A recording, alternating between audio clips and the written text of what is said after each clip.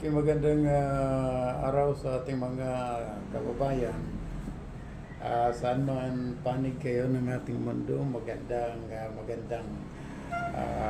araw sa inyong lahat.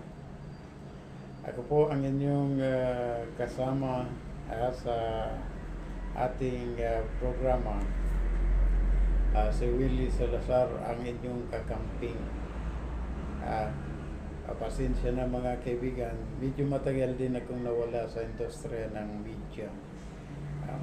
Pero may higit sa 20 taon din ako, almost 25 years din akong mamamayag o broadcaster.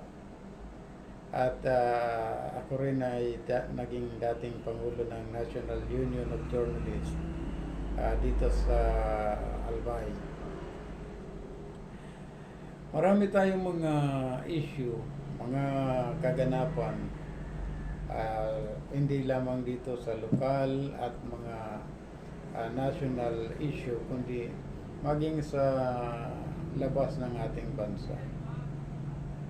Kumustahin natin ang mga kababayan natin, yung mga kababayan natin, mga kakamping sa iba't ibang bahagi ng ating mundo.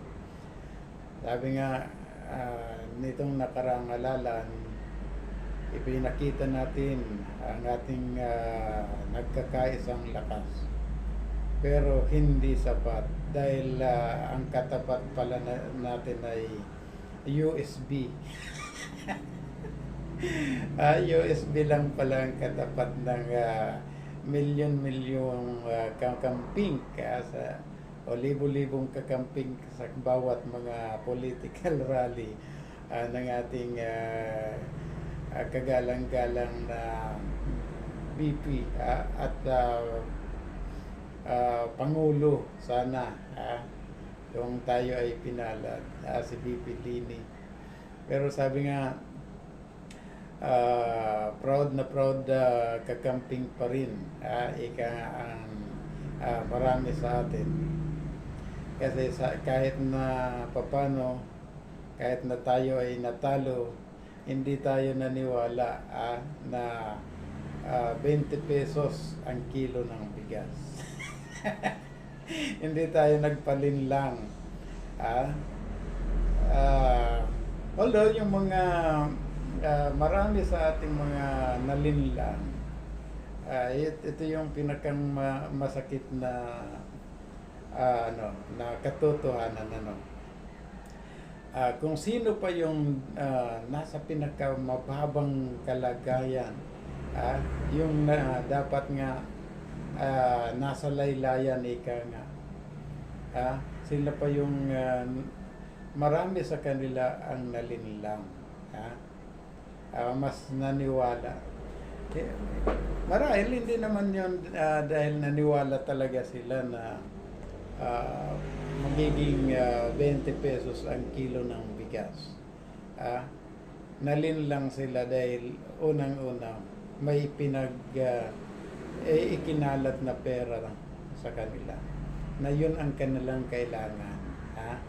Yung immediate, yung pangangailangan, yung kagyat na pangangailangan ng isang naghihirap na mamamayan. Doon tayo nagkulang kasi yung mga kakamping natin, ika nga, hindi tayo umasa doon sa bigay, kundi tayo mismo ang nagbibigay. Sila maraming pera ang laki ng confidential fund ngayon. Ito nga ngayon ang pinag-uusapan. Isang issue na sabi ko nga marami ang namulat na yung mga ikinakalat natin noon na katotohanan, ngayon lang nila na-realize na totoo pala, magnanakaw nga pala sila. Magnanakaw nga pala sila. Dati, sinasabi nila na walang ebidensya. Ayan. Ang daming lumalabas na ebidensya mga ninanakaw pa lang. Bilyon-bilyong piso ang inahakot. Pero ayan mo sila.